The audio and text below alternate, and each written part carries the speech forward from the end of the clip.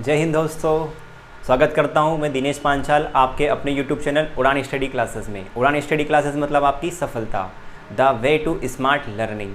आज मैं आपके सामने मध्य प्रदेश सामान्य ज्ञान की फर्स्ट क्लास लेके आया हूं। इसमें हम मध्य प्रदेश का गठन के बारे में समझेंगे और इस क्लास में हम 1947 से लेकर 1956 तक की जितनी भी घटनाएँ हुई थी सबको हम यहाँ पर कवर करेंगे। और जो भी फ्रेंड हमारे चैनल को अगर पहली बार देख रहे हैं तो प्लीज़ हमारे चैनल को लाइक करें, अपने दोस्तों में शेयर करें तथा सब्सक्राइब करना ना भूलें तथा बेल आइकॉन को भी प्रेस करें। ठीक है फ्रेंड्स, तो क्लास स्टार्ट करते हैं हम। मध्य प्रदेश सामान्य ज्ञान। तो मध्य प्रदेश सामान्य ज्ञान की बात करें तो मध्य प्रदेश सामान्य ज्ञान मध्य प्रदेश के सभी एग्ज़ाम जैसे MP PSC, MP SI, MP police, one रक्षक, जेल प्रहरी, MP हाई कोर्ट आदि सभी अन्य एग्ज़ामों के लिए बहुत महत्वपूर्ण है क्योंकि इसका वेटेज इन सभी एग्जामों में काफ़ी है। ठीक है, तो इस पोर्शन को हम कवर करते हैं मध्य प्रदेश सामान्य ज्ञान को। और अगर ये सेशन आपको अच्छा लगता है तो प्लीज़ आप नीचे कमेंट सेक्शन में जरूर करके बताइएगा कि इसके आगे की वीडियो भी अपलोड करें हम। ठीक है, तो स्टार्ट करते हैं मध्य प्रदेश सामान्य ज्ञान।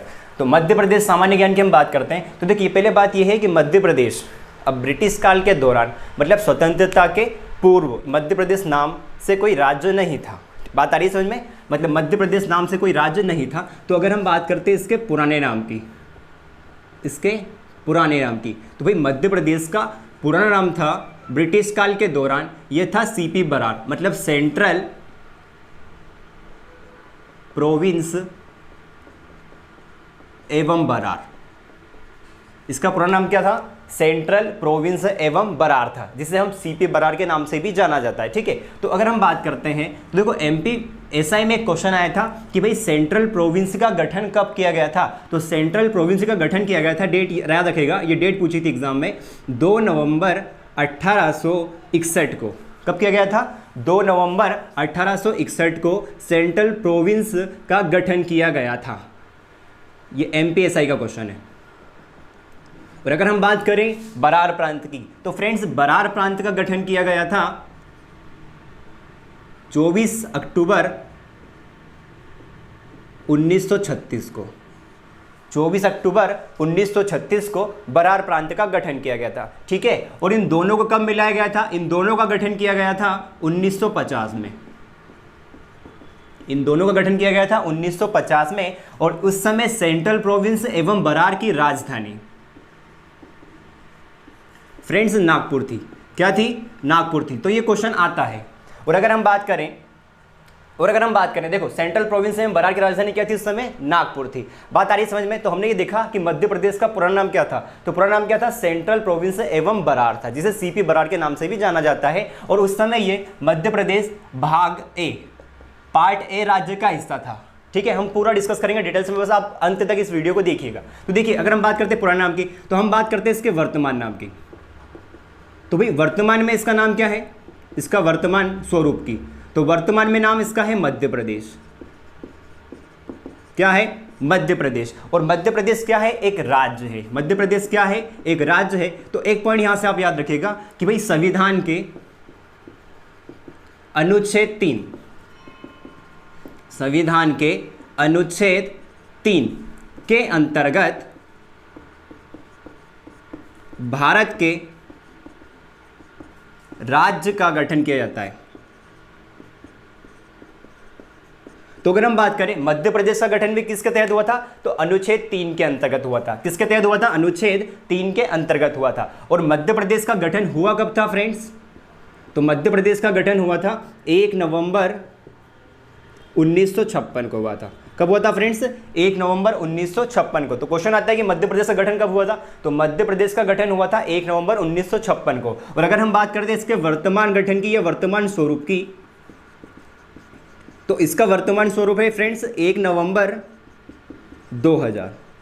1 नवंबर 2000। अब ये वर्तमान स्वरूप क्या है? तो भाई मध्य प्रदेश से छत्तीसगढ़ अलग हुआ था। एक राज्य था छत्तीसगढ़, अलग हुआ था और छत्तीसगढ़ अलग होके भारत का 26वां राज्य बना था। भारत का 26वां राज्य बना था। ठीक है, अब संसद में एक बिल लाया गया था, एक अधिनियम लाया गया था जिसे नाम दिया गया था छत्तीसगढ़ संशोधन अधिनियम 2000 एक बिल लाया गया था जिसका नाम था छत्तीसगढ़ संशोधन अधिनियम 2000, ठीक है। और ये 84वें संविधान संशोधन अधिनियम के तहत छत्तीसगढ़ राज्य बना था। बात आ रही समझ में, ठीक है। तो देखो ये क्या है, इसका वर्तमान स्वरूप। और अब बात करते हैं मध्य प्रदेश की। तो मध्य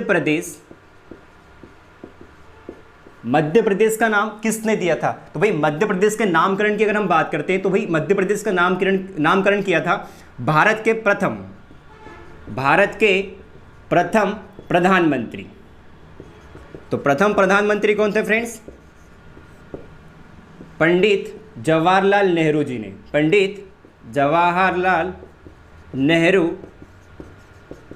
जी ने मध्य प्रदेश का नाम दिया था। तो ये क्वेश्चन भी आता है कि मध्य प्रदेश का नाम किसने दिया था? तो किसने दिया था? भारत के प्रथम प्रधानमंत्री पंडित जवाहरलाल नेहरू जी ने मध्य प्रदेश का नाम दिया था। इतना आपको क्लियर हो गया, ठीक है। अब इन्होंने नाम क्यों दिया था? क्योंकि ये भारत के क्या है, हृदय में स्थित है। भारत के हृदय में स्थित है। तो भारत के हृदय में स्थित है, इसलिए इसे हृदय प्रदेश भी कहा जाता है। क्या कहा जाता है? हृदय प्रदेश भी कहा जाता है। अब हमारा मध्य प्रदेश का है, बहुत सी विशेषताओं वाला प्रदेश है। बहुत सी विशेषताओं वाला प्रदेश है, तो इसलिए इसके बहुत से अन्य नाम भी हैं जो कि एग्जाम में पूछे जाते हैं। तो देखिए इसके अन्य नाम की अगर हम बात करते हैं तो कुछ नाम तो आपको इसके याद होंगे। भाई मध्य प्रदेश को क्या बोला जाता है? तो नदियों के मायका के नाम से भी जाना जाता है। नदियों का मायका। फिर बात करते हैं तो इसे सोया प्रदेश के नाम से भी जाना जाता है। सोया प्रदेश, क्योंकि सोयाबीन का सबसे ज़्यादा उत्पादन मध्य प्रदेश में ही होता है, ठीक है। उसके बाद इसे जाना जाता है दलहन प्रदेश के नाम से भी। दलहन प्रदेश के नाम से भी, ठीक है। इसे बोला जाता है फिर तेंदुपत्ता प्रदेश के नाम से भी इसे जाना जाता है, ठीक है। और ये जाना जाता है कि यह जनजातीय प्रदेश भी है। कौन सा प्रदेश है? जनजातीय प्रदेश भी है। और इसे बोला जाता है यहाँ पे टाइगर प्रदेश। इसके बाद हम बात करते हैं इसे लघु भारत और मध्य भारत के नाम से भी जाना जाता है। लघु भारत और मध्य भारत के नाम से भी जाना जाता है। और अगर हम बात करें तो इसे आदि मानव की क्रीड़ा स्थली के नाम से भी जाना जाता है। और अगर और भी बात हम करें तो देखो इसे जाना जाता है सर्वाधिक वनाच्छादित वाला प्रदेश। सर्वाधिक वनाच्छादित वाला प्रदेश के नाम से भी जाना जाता है। और भी अगर हम बात करें तो देखिए सर्वाधिक राष्ट्रीय उद्यान एवं अभयारण्य वाला प्रदेश के नाम से भी जाना जाता है, ठीक है फ्रेंड्स। और भी अन्य नामों से, मतलब इतने नामों से मध्य प्रदेश को क्या किया जाता है? जाना जाता है। इतना आप नोट डाउन कीजिए।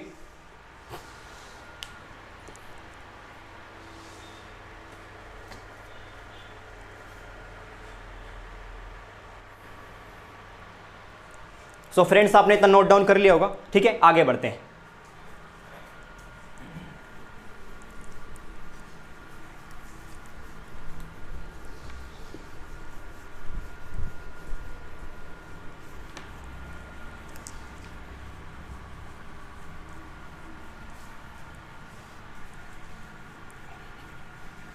तो ये तो हमने बात की मध्य प्रदेश के वर्तमान स्वरूप की कुछ, ठीक है।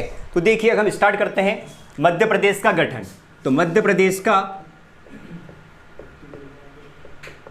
गठन, इसमें हम स्टार्ट करेंगे 1947 से लेकर 1956 तक कवर करेंगे, ठीक है फ्रेंड्स। तो देखिए स्टार्ट करते हैं। अब मध्य प्रदेश के गठन की हम बात करें तो भाई मध्य प्रदेश के गठन की बात करने से पहले हमें जाना पड़ेगा संविधान पर, ठीक है। तो देखिए हम बात करते हैं 1947 की।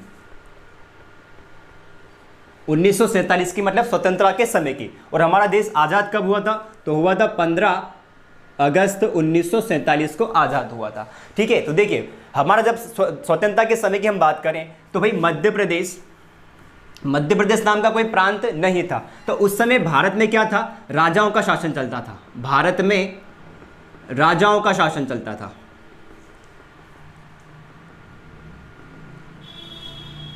और राजाओं का शासन चलता था तो भाई जो उनके राज्य क्षेत्र थे, उनके क्या थे, राज्य क्षेत्र, मतलब जिन पर वह अधिकार करते थे, राज्य चलाते थे, उन राज्य क्षेत्रों को राजवाड़े या रियासतें, राजवाड़े या रियासतें के नाम से जाना जाता था। किस समय, स्वतंत्रता के समय। तो स्वतंत्रता के समय भारत में किसका शासन चलता था, राजाओं का शासन चलता था। और जो राजा थे वो उनके राज्य क्षेत्र में क्या कहलाते थे, राजवाड़े या रियासतें के नाम से जाना जाता था। ठीक है, तो अगर हम बात करें तो देखिए स्वतंत्रता के समय भारत 2 प्रांतों में विभक्त था, 2 प्रांतों में विभक्त था। पहला प्रांत था ब्रिटिश प्रांत, पहला प्रांत था ब्रिटिश प्रांत और दूसरा प्रांत था देशी रियासतें।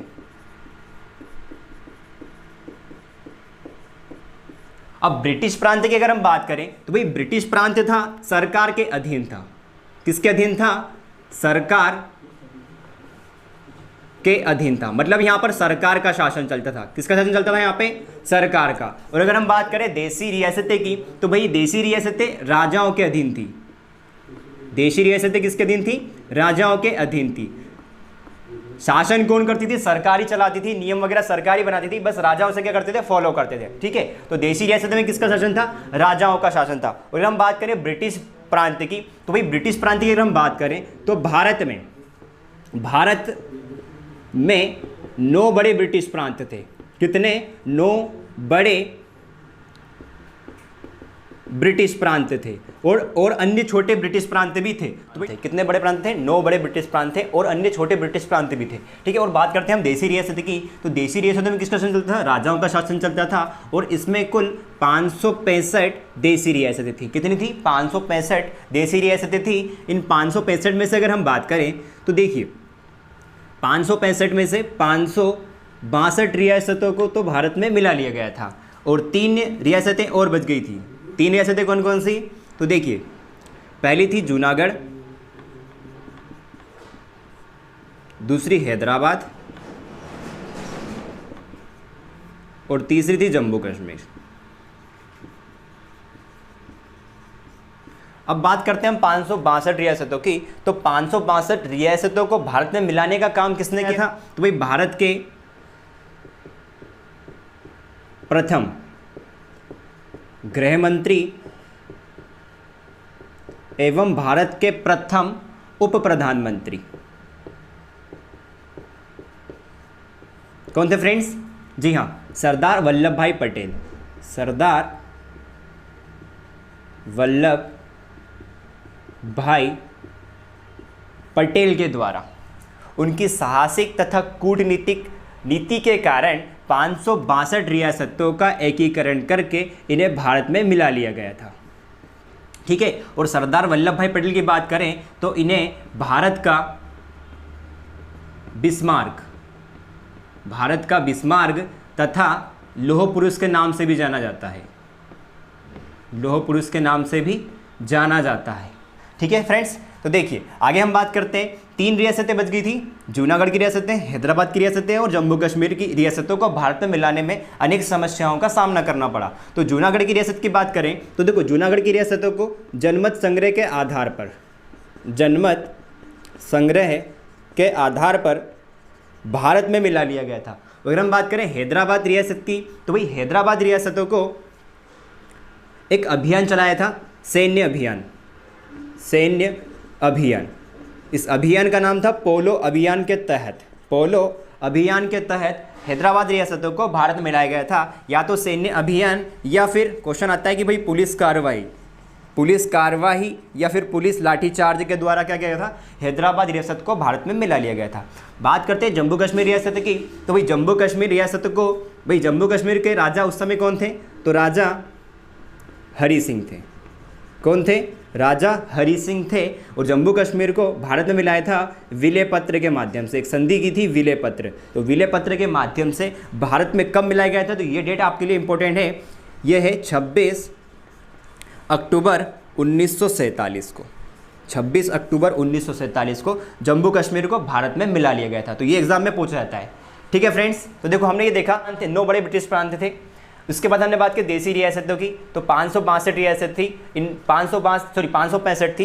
565 में से 562 रियासतों को मिलाने का काम किसने किया, तो भारत के प्रथम गृह मंत्री तथा उप प्रधानमंत्री सरदार वल्लभ भाई पटेल ने इन 562 रियासतों का एकीकरण तो कर दिया था। उसके बाद 3 रियासतें और बच गई थी, कौन कौन सी, जूनागढ़, हैदराबाद और जम्मू कश्मीर। तो जूनागढ़ को जनमत संग्रह के आधार पर, हैदराबाद को सैन्य अभियान या सैन्य कार्रवाई या फिर पुलिस लाठीचार्ज एक अभियान चलाया था, पोलो अभियान, ये पूछा जाता है, पोलो अभियान के तहत। और जम्मू कश्मीर की बात हम करें, वही जम्मू कश्मीर को किसमें, विलय पत्र के माध्यम से भारत में मिलाया गया था। और कब मिलाया गया था, तो 26 अक्टूबर 1947 को।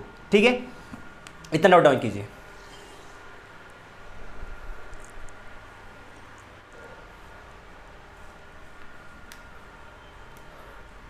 और फ्रेंड्स एक पॉइंट और हम यहां से याद रखिएगा, जो भोपाल की रियासतें थी, भोपाल की रियासत एक ऐसी रियासतें थी जो कि भारत में सबसे अंतिम समय में मिलाई गई थी। और ये कब मिलाई गई थी, तो ये है 1 जून 1949 को। 1 जून 1949 को यह भारत में मिलाई गई थी, मतलब सबसे लास्ट वाली रियासत यही थी। ठीक है, इतना नोट डाउन कीजिए।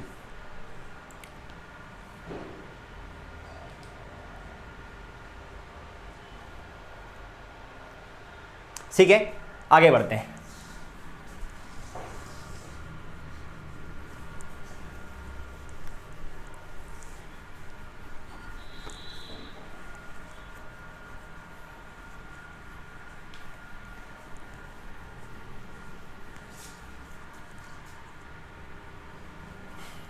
तो देखिए अब इन रियासतों से हुआ क्या, तो देखो स्वतंत्रता प्राप्ति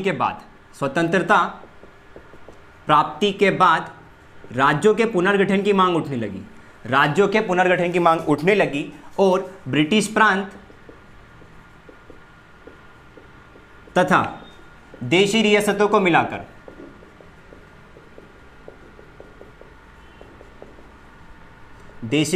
मिलाकर या इसका एकीकरण करके भारत को 4 भागों में बांटा, भारत को 4 भागों या 4 राज्यों में बांटा, जिसे नाम दिया गया part A, part B, part C और पार्ट डी। कितने प्रांतों में बांटा, कितने राज्यों में बांटा, 4 राज्यों में, part A, part B, part C और पार्ट डी। पार्ट ए की हम बात करें तो देखो फ्रेंड्स, पार्ट ए में 9 बड़े ब्रिटिश प्रांत तथा 216 देसी रियासतों का एकीकरण करके पार्ट ए का निर्माण किया गया। 9 बड़े ब्रिटिश प्रांत तथा 216 देसी रियासतों का एकीकरण करके पार्ट ए का निर्माण किया गया। और यहां पर शासन चलता था गवर्नर, मतलब राज्यपालों का शासन चलता था।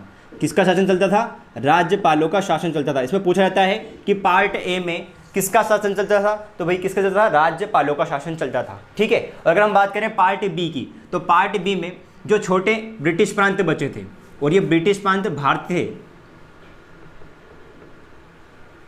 छोटे ब्रिटिश प्रांत और 276 देसी रियासतों का एकीकरण करके पार्ट बी का निर्माण किया गया। और पार्ट बी की अगर हम बात करें तो यहां पर किसका शासन चलता था, तो यहां पर शासन चलता था राज प्रमुखों का।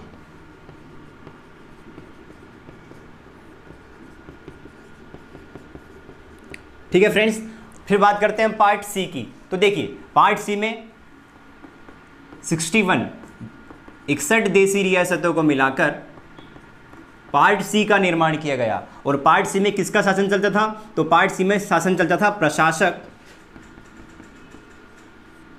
प्रशासक या फिर मुख्य आयुक्त का शासन चलता था। ठीक है, अगर हम बात करें पार्ट ए की, तो देखो पार्ट ए से बनने वाले राज्यों की संख्या, तो पार्ट ए से बनने वाले राज्यों की संख्या फ्रेंड्स 9 थी। मतलब 9 बड़े ब्रिटिश प्रांत और 216 देसी रियासतों को मिलाकर कितने राज्य बनाए गए थे?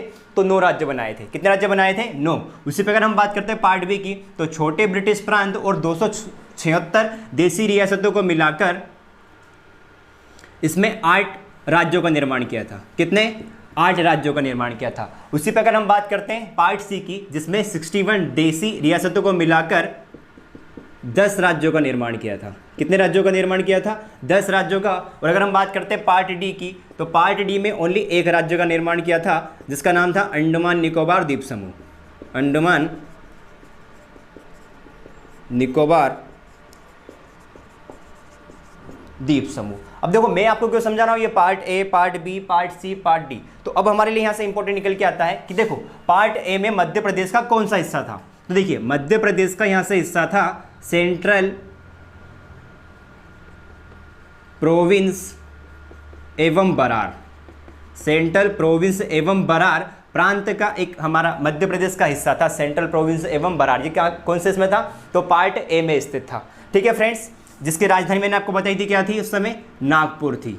क्या थी? नागपुर थी। ठीक है, बात करते हैं हम पार्ट बी में। तो भाई पार्ट बी में हमारे मध्य प्रदेश की दृष्टि से कौन सा था? तो इसमें था मध्य भारत।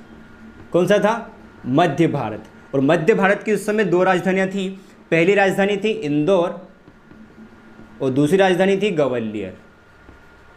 पहली थी इंदौर और दूसरी कौन सी थी? ग्वालियर थी। बात करते हैं तीसरे पार्ट सी की, तो भाई पार्ट सी में मध्य प्रदेश के लिए 2 राज्य थे, ये 2 प्रांत थे। पहला था भोपाल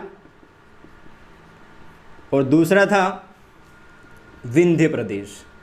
दूसरा था विंध्य प्रदेश। और विंध्य प्रदेश की राजधानी क्या थी? तो विंध्य प्रदेश की राजधानी थी रीवा थी। क्या थी फ्रेंड्स? रीवा थी। ठीक है, अब देखो स्वतंत्रता प्राप्ति के बाद ब्रिटिश प्रांतों और देसी रियासतों को मिलाकर, अब ये इंपॉर्टेंट है कि भाई ये किस आधार पर किया गया था? तो यहां पे आप लिख लेना, ये किया गया था प्रशासनिक सुविधा के आधार पर। प्रशासनिक सुविधा के आधार पर इन राज्यों का गठन किया गया था। ठीक है फ्रेंड्स, आया था समझ में आपको? नोट डाउन कीजिए फटाफट।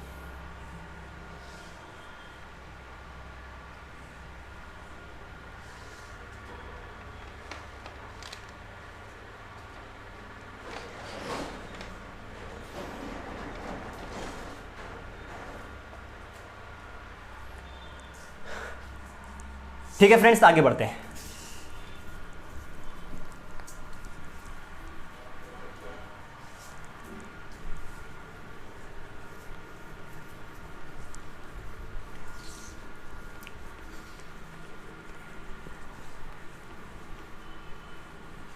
तो फ्रेंड्स देखिए, हमने भारत को कितने पार्ट में बांट दिया? 4 पार्ट में, part A, part B, part C और पार्ट डी में। ठीक है, अब हुआ क्या? तो देखिए स्वतंत्रता प्राप्ति के बाद संविधान सभा का गठन किया गया। संविधान सभा का गठन किया गया तो संविधान सभा के समक्ष एक समस्या बड़ी उत्पन्न हो गई, क्योंकि स्वतंत्रता प्राप्ति के बाद भारत में राज्यों का पुनर्गठन भाषाई आधार पर उठने लगी थी। किस पर आधार पर उठने लगी थी? भाषाई आधार पर। अब संविधान सभा के पास सबसे बड़ी चुनौती ये हो गई कि राज्यों का पुनर्गठन किस आधार पर किया जाए? प्रशासनिक सुविधा के आधार पर या फिर भाषाई आधार पर? क्योंकि भारत क्या है? विविधता वाला देश है तथा यहाँ पर अनेक प्रांतों और रियासतों में अनेक प्रकार की भाषा एवं बोली जाती है। तो अगर भाषा के आधार पर राज्यों का पुनर्गठन किया जाए या फिर प्रशासनिक सुविधा के आधार पर पुनर्गठन किया जाए, यह कितना सही है? तो इसके लिए हुआ क्या? तो उस समय संविधान सभा के अध्यक्ष, संविधान सभा के अध्यक्ष, तो संविधान सभा के अध्यक्ष कौन थे friends? Doctor Rajendra Prasad. Doctor Rajendra Prasad कौन थे फ्रेंड्स? डॉक्टर राजेंद्र प्रसाद। और हम बात करते हैं डॉक्टर राजेंद्र प्रसाद की, तो डॉक्टर राजेंद्र प्रसाद कौन थे? संविधान सभा के स्थायी अध्यक्ष थे। कौन थे? स्थायी अध्यक्ष थे। कब बनाए गए थे? तो ये बनाए गए थे 11 दिसंबर 1946 को। और इनसे पहले कौन थे? तो देखो स्थायी अध्यक्ष पूछा जाता है क्वेश्चन एग्जाम में, तो वो थे 9 दिसंबर 1946 के बैठक में बनाए थे। डॉक्टर सच्चिदानंद सिन्हा को बनाया था। किसको बनाया था? डॉक्टर सच्चिदानंद सिन्हा को। तो देखो संविधान सभा के अध्यक्ष कौन थे? डॉक्टर राजेंद्र प्रसाद द्वारा भाषाई आधार पर राज्यों का पुनर्गठन करने के लिए, मतलब भाषाई आधार पर राज्यों का पुनर्गठन के लिए एक आयोग, और एक आयोग किसके, तो आपने देखो नाम सुना होगा सभी ने, एस के धर आयोग। एस के धर आयोग की अध्यक्षता में एक आयोग का गठन किया, एक आयोग का गठन किया, और इस आयोग का नाम दिया भाषाई प्रांत आयोग। भाषाई प्रांत आयोग। और इस आयोग का गठन कब किया जाता है, भाषाई प्रांत आयोग का गठन जून 1948 में। कब किया गया, जून 1948 में किया जाता है। तो हम बात करते हैं एस के धर की। तो भाई एस के धर कौन थे, न्यायमूर्ति थे। कौन थे, न्यायमूर्ति। और ये न्यायमूर्ति कहां से थे, तो न्यायमूर्ति थे इलाहाबाद से। ये इलाहाबाद हाई कोर्ट के न्यायमूर्ति थे, ठीक है। और बात करते हैं एस के, तो इनका पूरा नाम था श्याम कृष्ण धर। श्याम कृष्ण धर, जो कि दक्षिण भारत से थे। कहां से थे, दक्षिण भारत से थे। तो इनकी अध्यक्षता में एक भाषाई प्रांत आयोग का गठन किया, और गठन कब किया गया, जून 1948 में। बात आई समझ में। तो ये क्वेश्चन पूछा जाता है कि भाई संविधान सभा के अध्यक्ष द्वारा किस की अध्यक्षता में भाषाई प्रांत आयोग का गठन किया, तो भाई एस के धर आयोग की। एस के धर, तो पूरा नाम आ जाए तो क्या है इनका नाम, श्याम कृष्ण धर है, ठीक है। कब गठन किया गया, तो जून 1948 में किया जाता है, ठीक है। अब संविधान सभा ने इसका गठन तो किया, पर इसने अपनी रिपोर्ट दिसंबर 1948 को अपनी रिपोर्ट सौंपी, और इसने अपनी सिफारिश में क्या कहा कि भाई राज्यों का पुनर्गठन भाषाई आधार पर ना किया जाना चाहिए। किस आधार पर होना चाहिए, तो इसने बताया कि भाई राज्यों का पुनर्गठन प्रशासनिक सुविधा के आधार पर किया जाना चाहिए। किस आधार पर किया जाना चाहिए, प्रशासनिक सुविधा के आधार पर किया जाना चाहिए। कौन से आयोग ने बोला ये, तो ये एस के धर आयोग ने बोला, ठीक है। अब जैसे ही एस के धर आयोग ने अपनी रिपोर्ट पेश की, अपनी सिफारिश पेश की, तो भाषाई आधार पर जो आंदोलन थे वो और अधिक तीव्र हो गए, ठीक है। तो इसके 3 नेता, कांग्रेस के 3 नेता कौन कौन थे, तो कांग्रेस के 3 नेता ने एक समिति बनाई जिसका नाम था जेवीपी समिति। कौन समिति, जेवीपी समिति। जेवीपी समिति का गठन किया। जेवीपी समिति का गठन दिसंबर 1948 में किया। अब जेवीपी क्या है ये, तो देखिए, जैसे इसके सदस्य थे जवाहरलाल नेहरू, वी की हम बात करें तो सरदार वल्लभ भाई पटेल,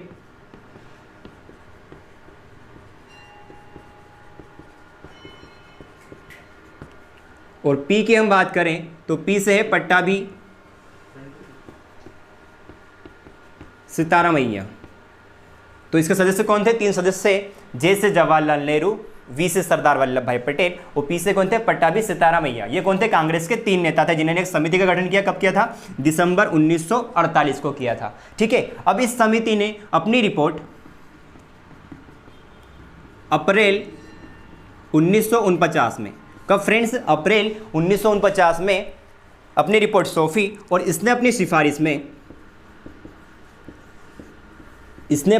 में क्या किया कि भाई भाषाई आधार पर राज्यों का पुनर्गठन करना अनुचित है। क्या है, अनुचित है। प्रशासनिक सुविधा के आधार पर ही राज्यों का पुनर्गठन होना चाहिए। मतलब इसने भी वही बात बोली जो एस के धर आयोग ने बोली थी। तो इसने अपनी सिफारिश में क्या था, तो भाई भाषाई आधार पर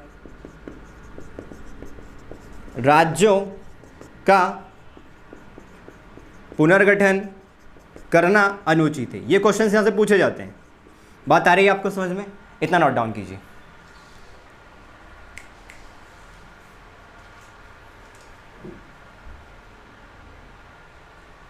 तो फ्रेंड्स, आपने नोट डाउन कर लिया होगा, एक बार इसको रिवाइज करते हैं। तो देखो, संविधान सभा के अध्यक्ष कौन थे, डॉक्टर राजेंद्र प्रसाद द्वारा एक आयोग का गठन किया गया जिससे नाम क्या दिया था हमने, एस के आयोग। अब एस का आयोग श्याम कृष्ण आयोग, ठीक है। और इसका गठन कब किया गया था, तो इसका गठन किया गया था जून 1948 में, ठीक है। तो इसने क्या किया था, इसने अपनी सिफारिशों में कहा गया था कि भाई राज्यों का गठन प्रशासनिक सुविधा के आधार पर किया जाना चाहिए, ना कि किसके आधार पर, भाषाई आधार पर, ठीक है। इसके बाद हुआ क्या था, तो इसने जैसे ही अपनी रिपोर्ट सौंपी तो आंदोलन और अधिक तीव्र हो गए भाषाई आधार पर, ठीक है। तो आंदोलन तीव्र हो गए तो भाई कांग्रेस के 3 नेता थे जेवीपी समिति, इन्होंने क्या कहा, एक समिति बनाई जेवीपी, और जेवीपी समिति मतलब इसमें सदस्य कौन कौन थे, तो जवाहरलाल नेहरू, सरदार वल्लभ भाई पटेल और पट्टाभी सीतारामैया। ये कब गठित हुआ थी, तो ये दिसंबर 1948 में इसका गठन किया गया था। और इसने अपनी रिपोर्ट कब पेश की थी, तो इसने रिपोर्ट पेश की थी अप्रैल 1949 में। और इसने अपनी सिफारिशों में क्या किया था कि भाषा के आधार पर राज्यों का पुनर्गठन करना क्या है, अनुचित है। किस आधार पर ही किया जाना चाहिए भाषा राज्यों का गठन, प्रशासनिक सुविधा के आधार पर ही किया जाना चाहिए, ठीक है फ्रेंड्स। आगे बात करते हैं। तो देखो अभी हमने ये देखा था part A, part B, part C, जो ब्रिटिश प्रांत थे और देसी रियासत थी, उनको मिलाकर part A, part B, part C 4 राज्यों में भाई भारत को क्या बांट दिया, ठीक है। तो उसमें क्या गया था, मैंने आपको लिखाया था कि भाई प्रशासनिक सुविधा के आधार पर राज्यों का गठन किया गया था। किस आधार पर, प्रशासनिक सुविधा के आधार पर अगर हम बात करें 1950 से, तो 1951 की मांग किसकी थी, भाषाई आधार पर, भाषाई आधार पर मांग थी, पर गठन किस आधार पर कर दिया, तो प्रशासनिक सुविधा के आधार पर।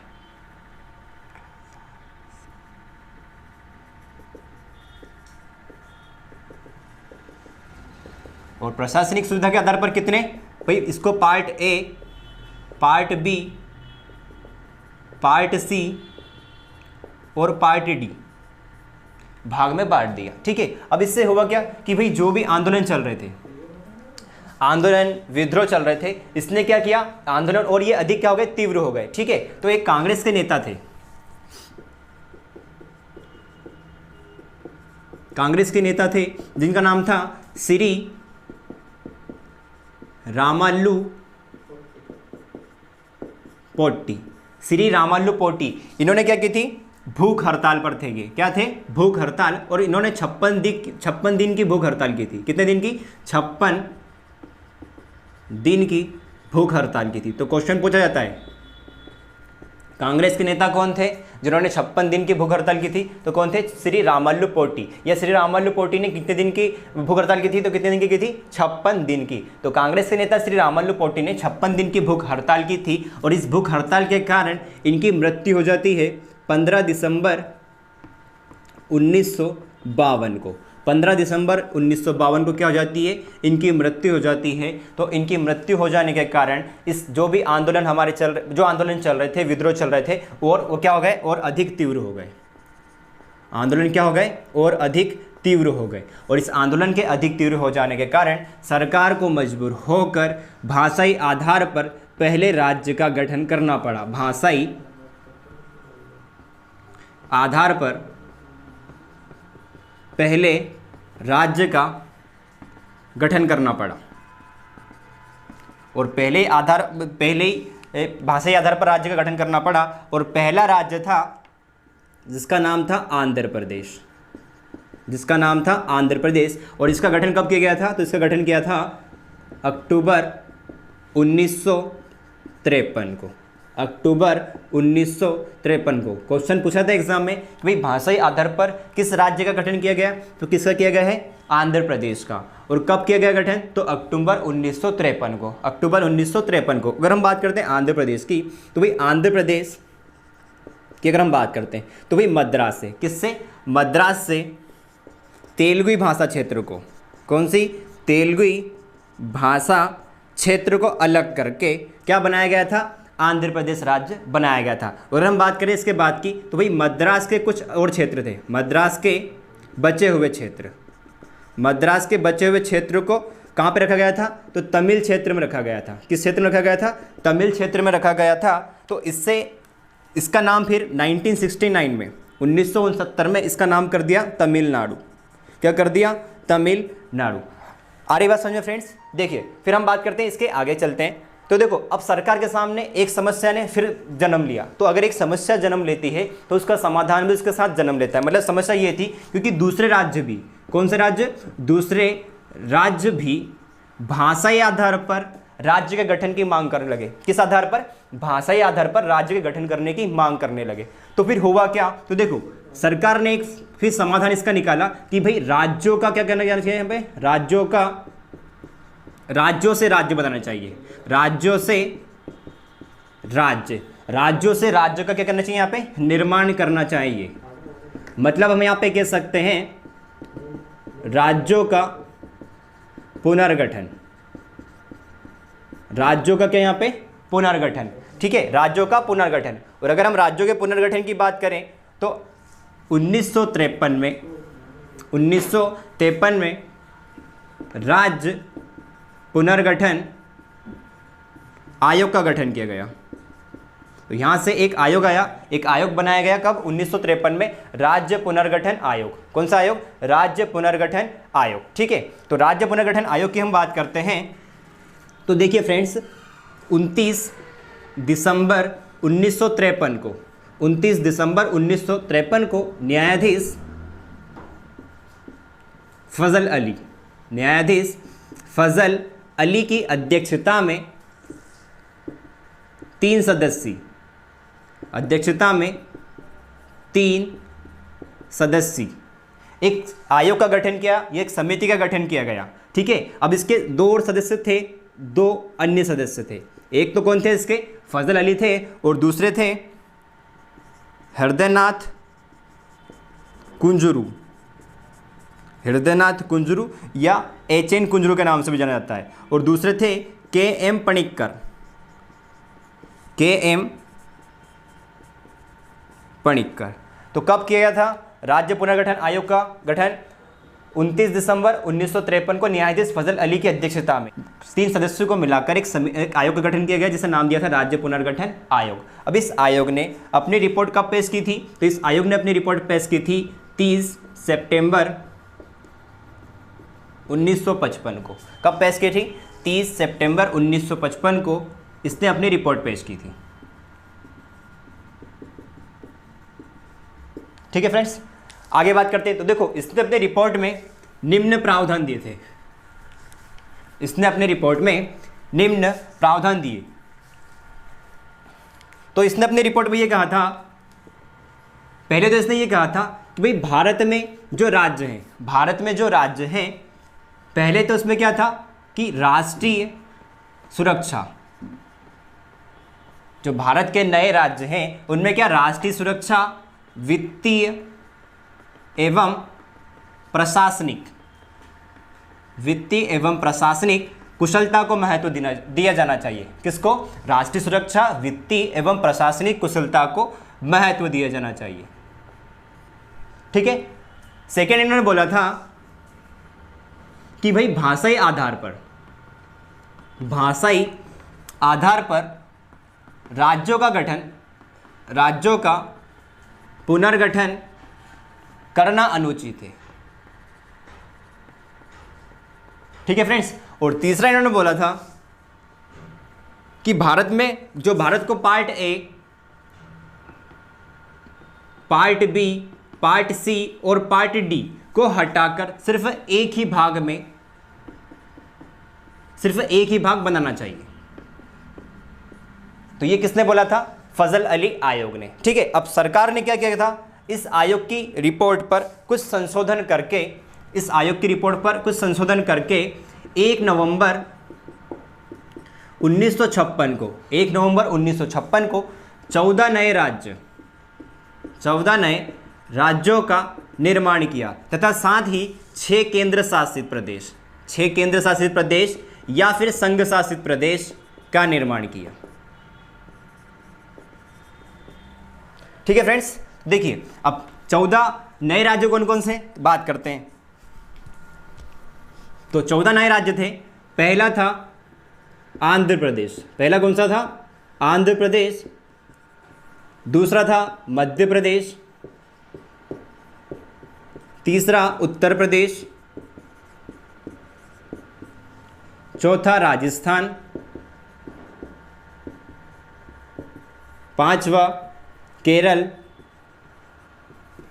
केरल, छठा मद्रास, सातवां मैसूर, आठवां असम, नवा बम्बई, 10वां बिहार, 11वां पश्चिम बंगाल, 12वां जम्मू कश्मीर,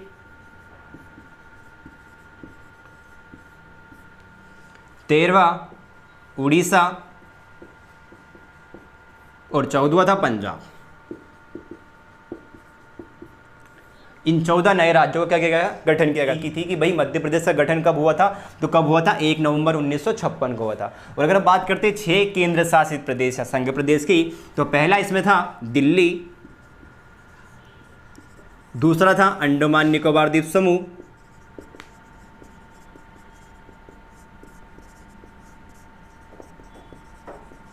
तीसरा था त्रिपुरा, चौथा था मणिपुर,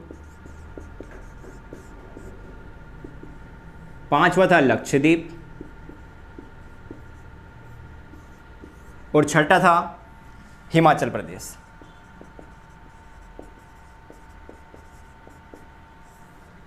तो देखिए हमने ये देखा कि इस आयोग की अनुशंसा पर कितने, इस आयोग की अनुशंसा के आधार पर कुछ परिवर्तन करके सरकार ने कितने 1 नवंबर 1956 को 14 नए राज्य का निर्माण किया तथा 6 केंद्र शासित प्रदेश का निर्माण किया। ठीक है फ्रेंड्स, इस सेशन को हम यही समाप्त करते हैं और नेक्स्ट सेशन में हम बात करेंगे मध्य प्रदेश के गठन संबंधित। तो 1 नवंबर 1956 से हम 2000 तक की बात करेंगे। ठीक है फ्रेंड्स, आपको अगर हमारा सेशन अच्छा लगा हो तो प्लीज़ हमारे चैनल को लाइक, शेयर तथा अपने दोस्तों में बिल्कुल इसको शेयर जरूर कीजिए। और अभी तक अगर जो भी फ्रेंड्स ने अगर हमारे चैनल को सब्सक्राइब नहीं किया है तो प्लीज़ सब्सक्राइब भी कर लीजिए। ठीक है, थैंक यू।